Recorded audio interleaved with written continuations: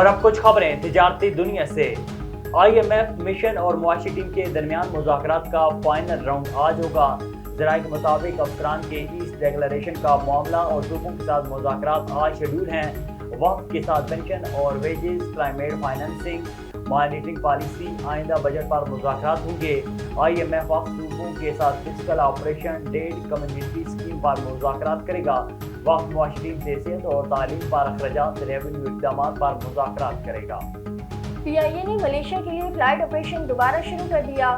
ترجمان Pakistan international air line کے مطابق ملیشیا کے لیے ہفتہ وار براہ راست 4 پروازیں چلائی جائیں گی۔ 2 پروازیں اسلام آباد اور 2 پروازیں لاہور سے چلائی جائیں گی۔